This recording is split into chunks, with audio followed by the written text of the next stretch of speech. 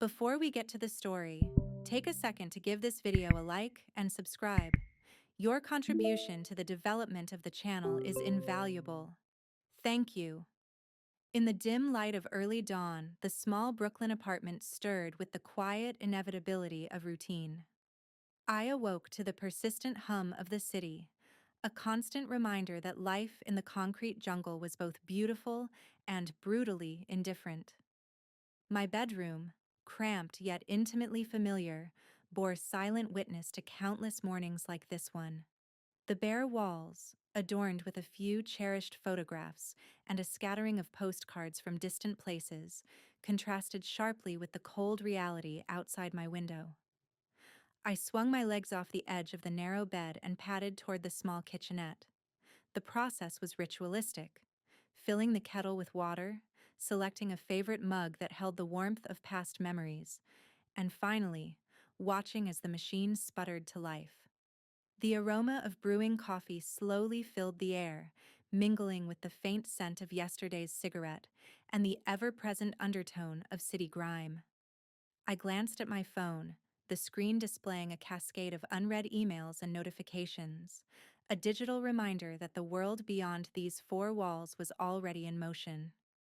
As I sipped my coffee, I allowed my eyes to wander to the window overlooking a busy Brooklyn street. Beyond the glass, the city was a tapestry of organized chaos. Taxicabs, pedestrians, and street vendors moved with a determined rhythm, each playing a part in the urban symphony. Yet, as I watched the morning unfold, a subtle emptiness began to creep into my thoughts, a hollow space where vibrant dreams once resided. It was a feeling that had slowly taken root, nurtured by years of monotonous routine and silent disillusionment.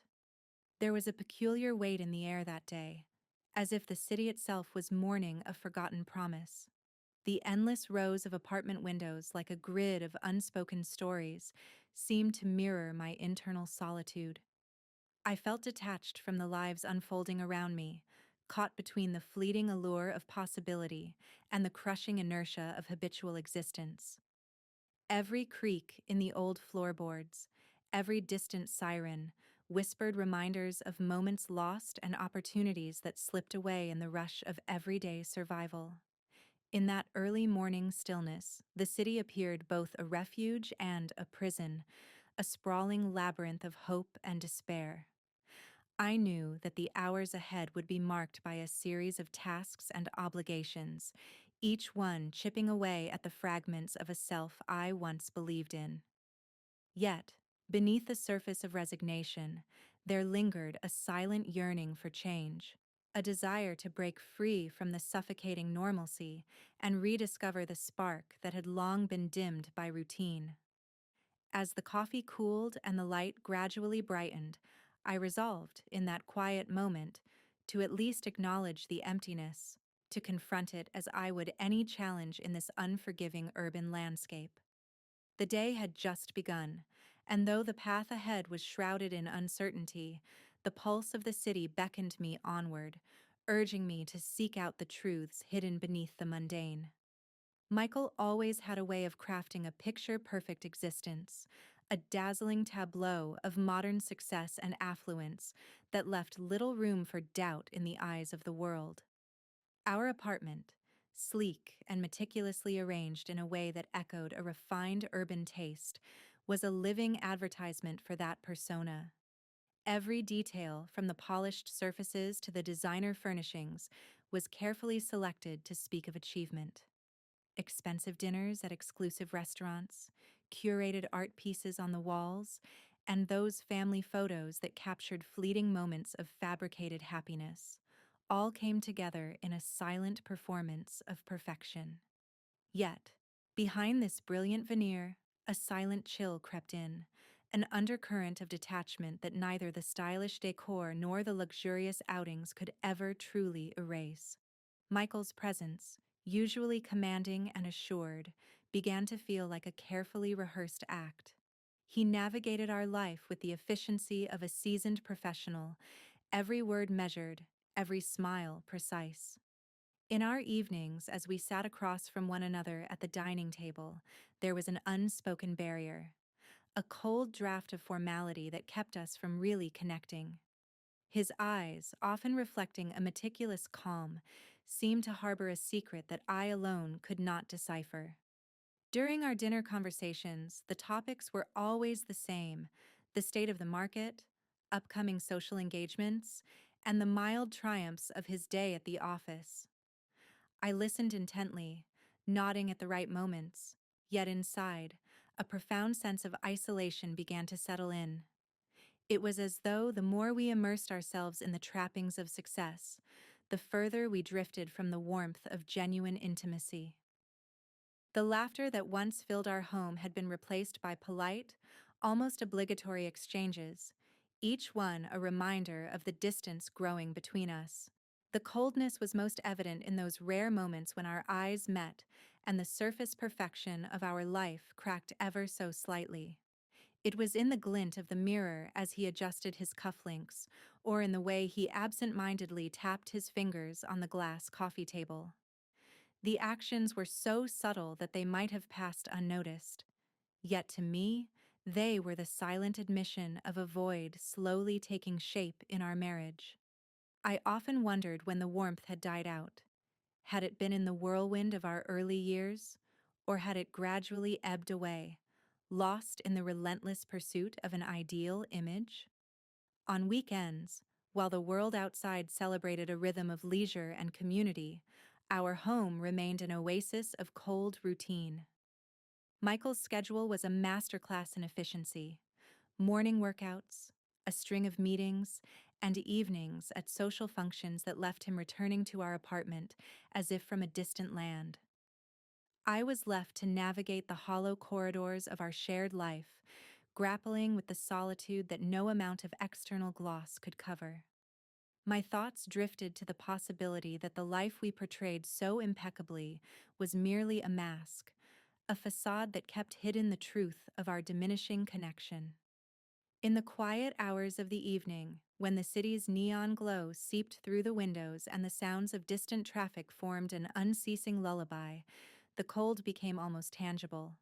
It was a presence that punctuated every conversation and every shared silence, a reminder that while we lived in a world of polished appearances, the heart of our home was slowly succumbing to an invisible frost.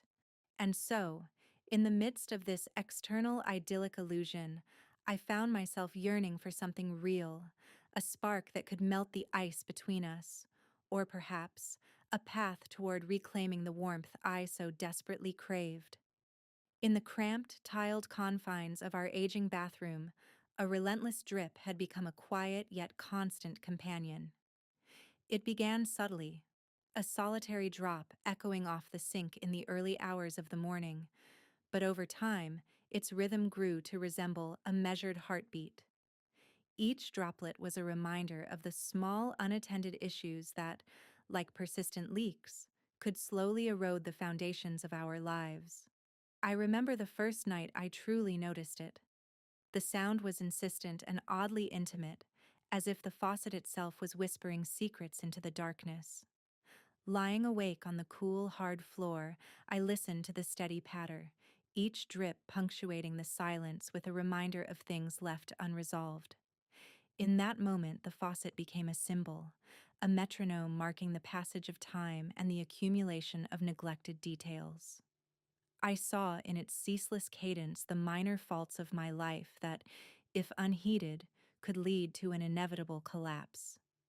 Each morning, as I stood before the mirror splashed with droplets from the night before, I felt an inexplicable connection to the sound. It resonated with the hidden fissures in my soul, the daily disappointments, the quiet resentments, and the slow, unspoken decay of what once was vibrant. Just as the faucet's leak was never addressed, I realized how small, lingering issues had begun to define the contours of my inner world. The tap's incessant dripping was not just a minor inconvenience, it was a metaphor for the gradual disintegration of dreams and intimacy. I began to see that the faucet was a mirror for my own life. Each drop was symbolic of the unresolved conflicts between Michael and me, the unsaid words and the muffled cries for help that had accumulated over years of routine and complacency. There was a profound sorrow in its simplicity, a poignant reminder that sometimes the smallest disturbances can reveal the most significant truths. I wondered if, like the faucet, I had become so accustomed to the persistent trickle of dissatisfaction that I no longer noticed the erosion of something essential within me. The dripping sound often accompanied me during the most introspective hours of the night.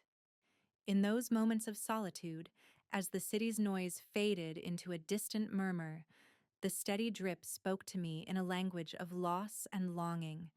It evoked memories of a time when my heart was full, unburdened by the weight of daily compromises and muted passions. Now it served as a wake-up call, an insistence that even the smallest leak, if left unchecked, can undermine the integrity of one's life. I began to question how many other aspects of my existence had been allowed to deteriorate, unnoticed and unaddressed. The drip was no longer just background noise. It was a clarion call to confront the imperfections within myself and to seek a restoration of the parts of my life that had long been leaking away unnoticed. Thus, the dripping faucet became a symbol of both despair and hope, a tangible manifestation of the uncompleted and a prompt to mend what had been quietly fraying in the background of my days. The day had already taken on an unusual air as I dialed for a technician to fix the ever-present drip, a sound that had come to symbolize more than just a broken faucet. I had long accepted the leak as part of my routine, a minor nuisance that blended with the background hum of my life. Yet today, a subtle insistence nudged me toward action, a decision to address not only the physical imperfection, but perhaps something more elusive hidden within me. When the knock came at the door, I wasn't expecting much more than a brief, mechanical interaction. Instead, I was met with Jason, a young man whose presence seemed to disrupt the carefully measured rhythm of my day. His eyes, warm and slightly mischievous, immediately contrasted with the stoic efficiency that I had grown accustomed to in service professionals. He carried an air of relaxed confidence, his movements both deliberate and effortless, as if he navigated the world with an unspoken promise of spontaneity. Jason's smile, broad and sincere, conveyed a sort of youthful rebellion against the monotony that clung to my daily existence. As he stepped into the modest apartment, he cast a quick glance around, his gaze lingering on the familiar yet disordered spaces, the sink with its relentless drip, the worn-out tiles, even the hint of neglect that hovered near the edges of every object. It wasn't judgment in his eyes, but rather a gentle curiosity, as though he was exploring a world he found both flawed and fascinating. In the span of a few brief moments, his presence shifted something within me. His confident stride and casual ease made him an unexpected agent of change, disrupting the cocoon of complacency I had woven around myself. With each question he asked about the history of the leak and the quirks of the old plumbing, his tone carried a lightheartedness that managed to contrast starkly with the somber routine I'd been living. There was no pretense in his manner. He was straightforward, yet his words had an undercurrent of empathy, as if he understood that sometimes the smallest issues were windows into deeper discontent. As Jason knelt to inspect the faucet, the world seemed to slow down. The sound of his tools clinking softly against the metal was almost musical, a counterpoint to the incessant drip that had punctuated my days. It was during one of those moments, a fleeting brush of his hand against mine as he reached for a tool, that something stirred within me.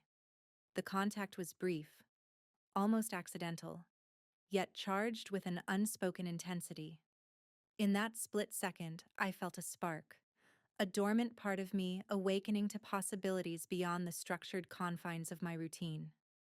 The technician's focused expression softened as he continued his work, and I couldn't help but be drawn into the unexpected intimacy of the moment. His presence, so genuine and unassuming, offered a glimpse into a life where spontaneity and genuine connection were still possible. I found myself silently comparing the warmth of his smile and the ease in his movements to the distant, almost mechanical interactions I had grown to expect from my life with Michael, a life defined by carefully curated images and the relentless pursuit of stability. In the quiet pause that followed the touch, I sensed the beginning of a shift, a stirring of feelings that had lain dormant for far too long. Jason's arrival, so unplanned and simple, had managed to cast a ripple through the stagnant waters of my existence. I realized then that this encounter was more than a mere repair call. It was an unexpected invitation to rediscover parts of myself that had been locked away by routine and resignation. Though the faucet's drip remained a constant background note, it now carried a dual significance, a reminder of the imperfections in my life and the potential for something new to emerge from the cracks. As Jason resumed his work with quiet efficiency, I couldn't help but wonder if this was the first step toward breaking free from the invisible confines of my everyday reality, a whisper of a promise that life might yet hold surprises far richer than I had ever dared to imagine. In the midst of a seemingly ordinary afternoon, the quiet rhythm of the repair was suddenly interrupted by a spark, a touch so brief it might have been imagined, yet undeniably electric. As Jason worked under the sink, his focused gaze fixed on the tangle of pipes, his hand inadvertently brushed against mine. In that fleeting moment, time seemed to suspend, and the banal surroundings melted away. The contact was not planned or overtly deliberate. It was as if the universe had orchestrated a single, profound instant that revealed a hidden realm of sensation. My heart, accustomed to the slow, measured beats of daily routine, now pounded with an unexpected intensity. That brief brush ignited a warmth deep within me, a heat that spread through my veins like wildfire. It was a sensation both startling and familiar, as if a long dormant ember had been fanned into a blazing flame. The contrast was stark. The cool, clinical precision of the repair meeting, the raw, unrefined emotion of the touch. In that split second, every sense was heightened. The subtle scent of metal and disinfectant, the gentle hum of the city beyond our window, and even the soft drip of the persistent faucet, all receded into insignificance, replaced by the undeniable spark of human connection. I felt a rush of emotions that I had not permitted myself to acknowledge in years. Memories of passion, laughter, and days when life felt unpredictable surged forward, challenging the numb routine that had come to define my existence. There was something profoundly liberating in that transient moment, a realization that beneath the layers of duty and resignation, I still possessed the capacity for desire and unexpected joy. It was as if the simple contact had cracked open a door to a part of me that had been locked away, overshadowed by the daily grind and the comfort of predictable monotony. Jason, momentarily pausing his work, looked up as if sensing the shift in the air, his eyes briefly meeting mine. There was no need for words. The unspoken language of that touch conveyed more than any sentence could articulate. His expression held a mix of gentle surprise and an unguarded warmth, as though he too recognized the significance of that fleeting instant. In the quiet that followed, a myriad of emotions cascaded through me, excitement tempered by caution, hope intertwined with the bittersweet taste of what might never be fully realized. The aftermath of the touch was both exhilarating and perplexing. It left behind a trail of fire that lit up the otherwise muted landscape of my inner world. I was acutely aware that such moments, though transient, could never be forced or prolonged. They were rare bursts of authenticity amid a sea of habitual interactions. As I stood there, processing the impact of that delicate, incendiary connection, I felt as though I was standing at the threshold of a new possibility, one where the ordinary could be transformed into something extraordinary with just a single, unplanned touch. In that moment of introspection, the routine world around me seemed to whisper promises of change. The fire from that brief encounter burned quietly, insistent and unyielding, urging me to seek more than the safe confines of a life built on routine. It was a call to awaken, to let the sparks of passion and desire ignite a path toward a future that, while uncertain, held the promise of rediscovered authenticity and fervor. In the days following that fateful touch, an invisible chasm began to widen inside me, a rift carved out by the relentless tug of war between duty and desire. Every morning, as I resumed the predictable rhythm of my life, the lingering warmth of Jason's brief contact stirred my thoughts like an insistent undercurrent. The sensation, though fleeting, had awakened an inner longing that now clashed violently with the obligations of my present existence. Each mundane task, every carefully rehearsed gesture, seemed suddenly colored by the intensity of passion I could neither embrace fully nor dismiss entirely. At work, amidst endless meetings and the staccato rhythm of office chatter, my mind would drift back to that charged moment beneath the sink. The memory of his gentle, accidental caress emerged like a secret refrain, echoing in the quiet recesses of my thoughts. It disrupted the monotony of strategy sessions and client calls, revealing a vulnerability that I had long buried beneath layers of routine and responsibility.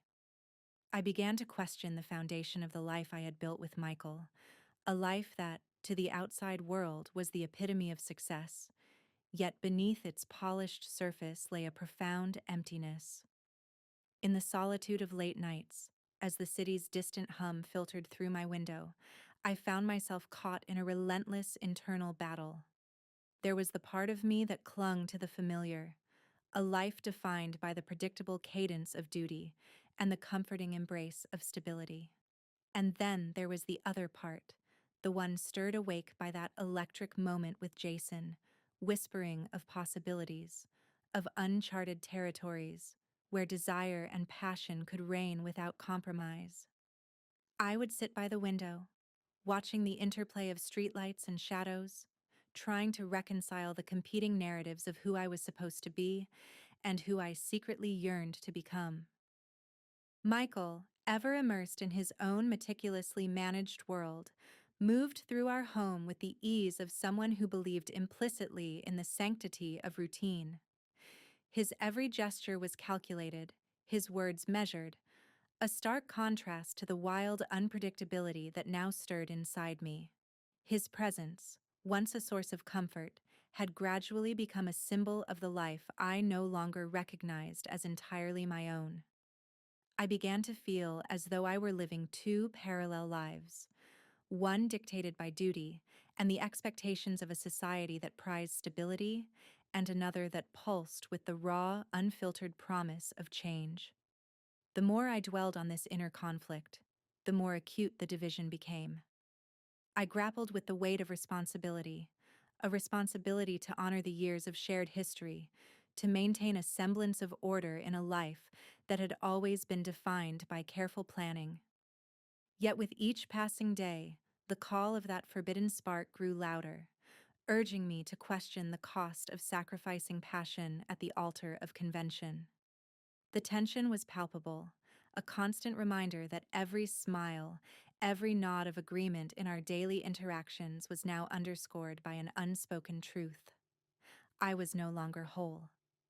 In the quiet moments before sleep, I would find myself reaching out into the darkness, yearning for the courage to bridge the ever-growing gap between the life I had chosen and the life that beckoned with untamed promise. One brisk afternoon, with the cool touch of early fall in the air, I found myself wandering into a bustling cafe in Chelsea, a small haven tucked away from the relentless pace of the urban sprawl.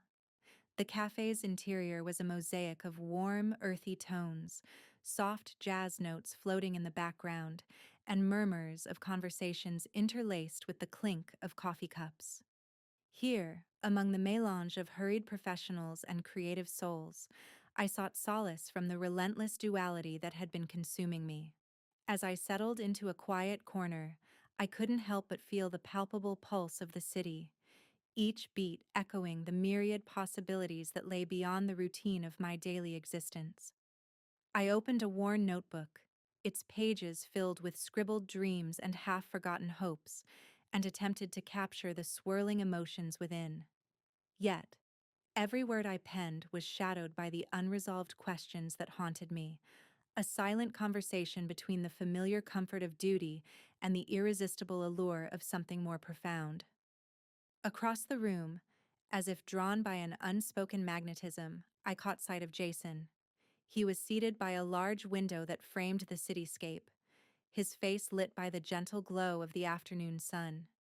He seemed at once a part of the cafe's ambiance and distinctively apart from it, a living reminder of that spark that had jolted me awake in my own apartment. His eyes, momentarily meeting mine, conveyed a mixture of surprise and tender curiosity. In that fleeting glance, the clamor of the cafe softened to a hushed murmur, leaving space only for the unspoken acknowledgement of our shared past.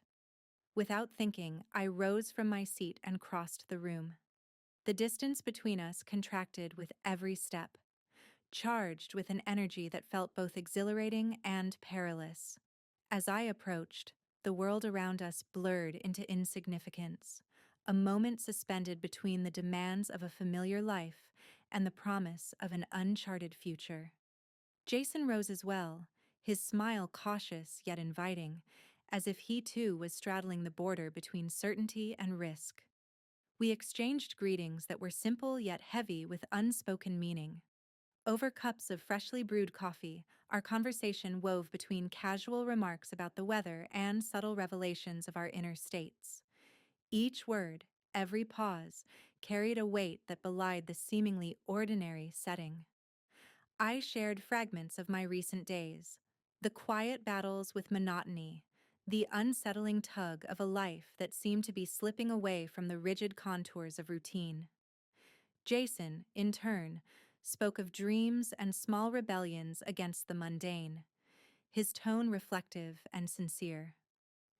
In the midst of that conversation, the cafe's background noise seemed to recede, leaving us cocooned in a bubble of intimacy. Outside, the city marched on, its relentless rhythm a distant echo to the delicate cadence of our exchange. I felt as though every shared smile, every careful word, was stitching together the frayed edges of my heart, urging me to embrace a possibility that was both terrifying and liberating. That chance meeting, as ephemeral as a passing train under the city lights, sparked a renewed sense of hope. It was a subtle yet profound reminder that even in the heart of the urban labyrinth, unexpected connections could illuminate the dark corners of a life in stasis. With the memory of that encounter etched deeply within me, I left the cafe with a quiet resolve, a determination to navigate the delicate line between obligation and passion, and to heed the persistent call of my own awakening. Every morning as I step out into the pulsing streets of New York, I am swallowed by the ceaseless tide of ambition and indifference, a vast current that, with each passing day, seems to erode the edges of who I once was. Working at a major advertising agency, my days blur into a series of back-to-back meetings, endless presentations, and endless streams of data that define success in cold, hard numbers. Here, in this frenetic maze of creativity and commerce, I often find myself adrift, unable to recognize the person I have become. In the sterile corridors of the agency, the art of genuine conversation has been replaced by rehearsed pitches and formulaic updates. Every encounter feels scripted, every smile measured, as if we are all mere cogs in a grand, impersonal machine. The vibrant, messy spontaneity of my inner world is slowly being chiseled away by the rigid demands of corporate life. I watch, sometimes in quiet desperation, as my individuality is subsumed by the need to conform, to fit into a mold that values results over emotions and efficiency over authenticity. There are moments when I catch a glimpse of my reflection in the glass walls of our conference rooms, a tired face, set in lines that tell of both the relentless pace of the city and the quiet resignation that has taken root within me. I remember a time when my eyes sparkled with ideas, when each day was filled with endless possibilities and a fierce determination to make a mark on the world. Now, those eyes are clouded by routine, their brightness dimmed by the perpetual churn of deadlines and expectations. At lunch, the city's chaos becomes a muted backdrop to a meal eaten in silence, often at a corner table in a crowded diner. Around me, the urban symphony plays on, the distant hum of traffic, snippets of hurried conversations, and the constant, almost hypnotic rhythm of footsteps on concrete. Yet inside, I feel an overwhelming void. It is as if each bite of a hastily consumed sandwich is a reminder of everything I have lost in the process of keeping up appearances, a piece of myself sacrificed on the altar of productivity. The dissonance between my inner yearning and the outward demands of my job grows with each passing day. I am surrounded by brilliant minds whose ideas and innovations fuel the company's success, yet I feel disconnected from that creative spark. My workspace, filled with sleek gadgets and the latest trends, feels more like a battleground where I am constantly forced to hide my true self behind layers of professionalism. The relentless pursuit of perfection leaves little room for vulnerability, and in that silence, my soul begins to wither. Evenings are the hardest. Returning to my apartment feels like stepping into a void, a place where the familiar comforts of home are overshadowed by the day's endless obligations. The glow of the city outside my window no longer seems inviting. Instead, it casts long shadows that echo my inner disquiet. I find myself scrolling through old photos and mementos of a time when life was less defined by schedules and more by the unpredictable pulse of passion. The relentless pace of my career, once a symbol of ambition, now stands as a reminder of how far I have drifted from the person I used to be. In the midst of the relentless urban grind, I am increasingly aware of the price I pay for stability, a quiet erosion of the soul that leaves me questioning the cost of success. The daily grind, with its relentless routine and calculated conversations, has transformed my existence into a series of repetitive, emotionless cycles. Each day feels like a mirror image of the one before, a relentless loop where the possibility of genuine human connection and self-discovery is stifled by the demands of a city that never pauses to breathe. And yet, even in the midst of this numbing routine, there is a persistent ember of defiance, a small but unwavering hope that I can reclaim the parts of me lost to the corporate labyrinth. It is in the stolen moments between meetings, in the quiet solitude of my apartment, and in the secret memories of who I once was. Amid the towering skyscrapers and the cold rhythm of deadlines, I find myself silently promising that one day I will break free from these invisible chains, rediscovering the passion and authenticity that still linger deep within. One gloomy evening, as rain tapped steadily against the window and the distant hum of city traffic merged with the soft murmur of street lamps, I found myself in a rare moment of raw vulnerability. The day had passed in a blur of half-hearted smiles and fleeting distractions, a day where the weight of my internal struggle pressed harder than ever before. With trembling fingers, I unlocked my phone and stared at the blank messaging screen, a silent invitation to step beyond the carefully constructed boundaries of my life. For weeks, the thought of reaching out to Jason had lingered on the edge of my consciousness, a persistent whisper amidst the clamor of routine. It was a notion that both terrified and exhilarated me, a promise of something real and dangerous. Now, with the storm outside mirroring the tumult within, I drafted a message that felt as raw and unfiltered as the emotions that had long been confined behind polite smiles and measured conversations.